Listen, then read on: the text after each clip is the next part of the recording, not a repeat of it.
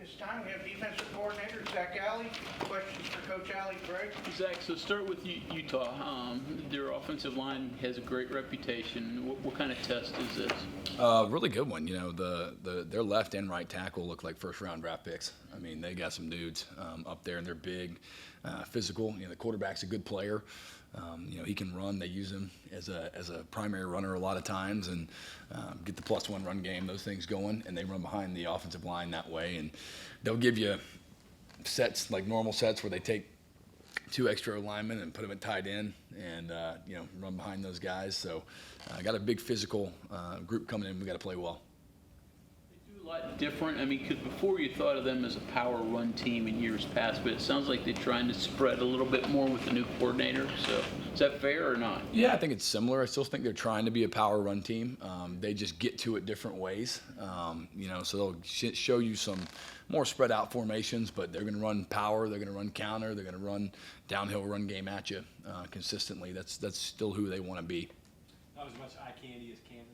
Not nearly as much, you know, still some, but I think, like I said before, Kansas probably will be the top offense, one of the top offenses in the conference, and they do a great job of deception and moving guys. What did you see from Texas Tech that allowed them to slow down Utah last week?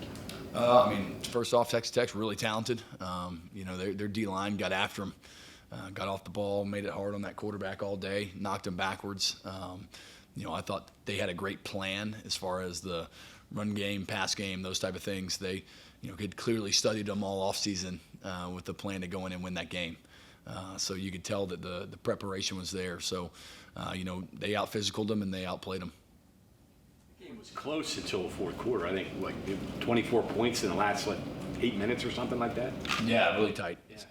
So it was kind of a back and forth game and field position, that type of thing. It was, and then Texas Tech at the end was able to force, I think, like 4 straight 3-and-outs, you know, and that gave the ball back to the offense, and they caught fire on that side of the ball, and then, you know, kind of ran away from Utah at the end. So a much more competitive game than the score really looked like at the end of the game.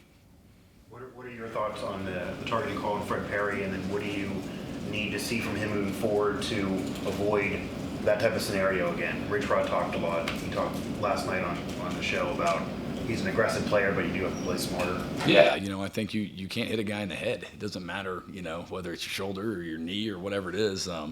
You know, we want him to be safe, and we won't want to hurt anybody else. You know, I think sometimes that gets misdemeanored sometimes. Like, man, I don't want anybody to be injured. You know, we want to help everybody and want him to play well. And Fred's an aggressive kid. He is. He's going to go and attack, and that's the things you love about him, that he is such an aggressive player, and he's going to give you everything he's got every play. I mean, he's making a hustle play there. He's going full speed, and, you know, it's bang, bang, and he's got to get his head up. And, you know, I do think it's hard all the time because, you know, offensive players, they change levels. You know, they drop. Now his head was up here, now it's down here. It happens fast, and we've got to react in the air and, you know, be able to avoid those type of collisions. What did you see from Jamori in those limited snaps that he got, and what's something that you think he can build on coming into this week? Yeah, you know, I think he's still getting comfortable in the defense. You know, it's one thing to sit in meetings and see it. It's another thing to go out and execute. You know, and I think that as he gets more reps within the defense and the system, he'll just play better and better. So, you know, obviously it's good to have him back, and hopefully this week will be another step towards that. What did he do well? What did he do maybe that you need to correct with Jamori? You know, I think that, you know, he tried to get off the rock on the passer. We got to win in a couple of those situations, one-on-one, you know, against maybe, you know, what we felt like was the way to attack them, using him. And then, you know, still had a couple of busts, you know, gave up the touchdown, the one. We worked that in practice, that same call, same thing, reloaded it for him, did it in the walkthrough. And then, you know, we got a bad read. We're looking in the backfield. And need to find the wheel route instead. So obviously that was a big play in the game. And so just the discipline of playing the position and getting those reps. Zach, following up on that, how much of when the defense doesn't, you know, have a great rep, is it an assignment thing like that versus maybe just getting beat physically by, you know, somebody better? Well, you know, it was a weird game because obviously there's a lot of points scored. We only gave up 4 explosive plays in the whole day. Now 3 of them scored. The disappointing part for me was, and I showed them this yesterday, was we were in the exact call to the exact play that we ran in practice. Not like close to it, like the same one in the same situation to the same shift and everything. And we bust the coverage on the first 4th down. Same guy, same rep. and you try and prepare them that way of like, hey, here's what I'm going to call. Here's going to be the play. And I'm not perfect, but I'm better than most, and getting us into the right things. And, guy runs right by us. And so it's trying to get the vision of we got to translate what we do in practice to what we do in the game, and so they make that kind of happen early on. And same thing with Jamori, gave that same rep, same motion, all that. And, got to just fix those problems as you get into the game. And everything, you're going to get all the eye candy, those things, the differences in how the game gets played. It happens faster than it does in practice. And but at the end of the day, I felt like they were prepared for those moments, and we got to play better. We got to respond the right way in that time. And then later on in the game, as we got kind of tired, we started missing tackles. We give up the big play run at the end, and I mean, there's 4 dudes, in position and in a tight space and we don't make any of them. So obviously that space tackling is something we're working on this week, and we'll start with it today. The goal line stand you had there late in the game, can you build off that? I mean, it was essentially the game was determined, but it demonstrated that the guys didn't quit. Absolutely. I was proud of them. I told them that in the meeting. I was proud of them. You could have easily said, whatever, let them score and this, that, and the other. And we bowed up when we had to and in a critical moment. And, that's the fight you're looking for, that no matter the situation, no matter what's going on, man, I'm going to give my best every single play and everything I can do, and do everything I can to help the team. Zac, 4 plays, you said, but I would imagine, and this is the frustrating part, several more that you called right and got right, but just the small number is what prevails. Like, is that extremely frustrating from your perspective? Not as much. I mean, I don't like it. I would say, you don't want to give up explosives. The frustrating part with this one was, we had 1 or 2 that were an issue in the pit game that came open, and we were able to get them down, and live to play another down. And, we gave up 2 of those for touchdowns, and that's gonna lose the game most of the time. And, so the lack of, I guess, ability to get them on the ground once they happened is something we've got to work on.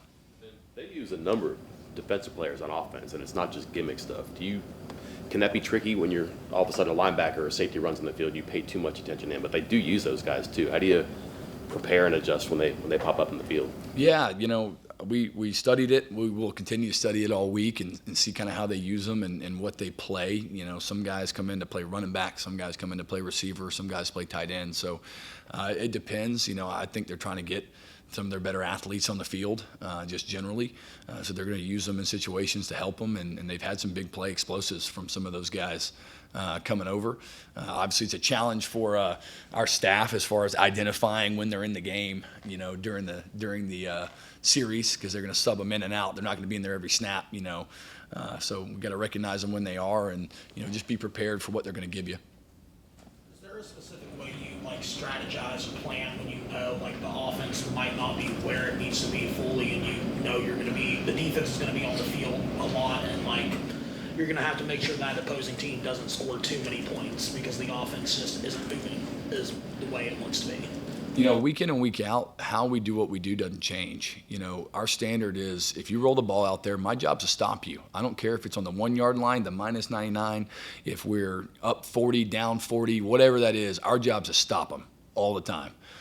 And that's the mindset that we're going to play with, whether it's a 4th and 1 stand at the end of the game or, wherever it is, I don't think that I think any differently at all. When you put it out there, our job's to get off the field. And whatever that looks like, that's what we're going to do.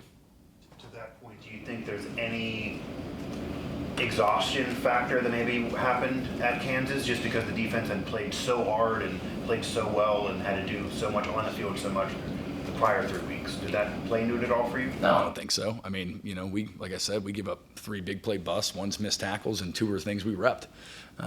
So I from a preparation and getting out there and attacking them standpoint, I thought it was, same as it is every other week, which is there's a process of how we get ready to play, and there's a mindset and a standard we play to, and we're always going to play to that all the time, irregardless of where the ball is, what the score is. This is the expectation and this is the standard. It looks like you have 3 bandits now that you can win with that are really good, great players. So does that change some ways that you can do things, like Jamori possibly a 5, different things you're considering there? Yeah, I think we want to use our best players in the best position to be, successful. So every week we look at that and see where the guys need to play and what they can do to help us, and so we'll move them around a little bit and try and find packages to get multiple guys on the field too. Looking at the participation, looked like you got a lot of guys in late. Was that purposeful, and was there anybody that showed up late in the game that you said, yeah, played a little better than I thought? Yeah, I think obviously you want to get guys opportunity, to get them in the game when they can, and a lot of dudes work really hard all week, for that one opportunity to go in there and show what they got. And that's how the team, gets built, with giving opportunities to guys, later in games. And hopefully you can do it on the other side when you're, up 40, and they're excited to go in there too. But that experience is really, really valuable. And, I thought we came in the end of the game and Keyshawn Robinson went out there and made a tackle and came off a block. And, obviously he's a converted corner from receiver. So he's still getting used to playing the position this year, but was really proud of his development and kind of just working that way and trying to get himself. He gives everything he's got every day, and it's fun to see him get in there and make a play. Zach, what do we make of the numbers that Coates has allowed this year? Just no one's throwing at him. It's not no one's making plays on him. But is it closed off on that side? I don't know if you kept the ball away from him, or has he just been that good? I feel comfortable with him out there in man, that's for sure. I think he's done a great job. He made a heck of a play on the goal line on the one in the last game, and he continues to just show up, week in and week out. And there's a reason that he was really good prior to coming here, and we felt like he could be a day one impact guy for us, and he has been. So that's been a good thing. Okay, thank you very much, Coach.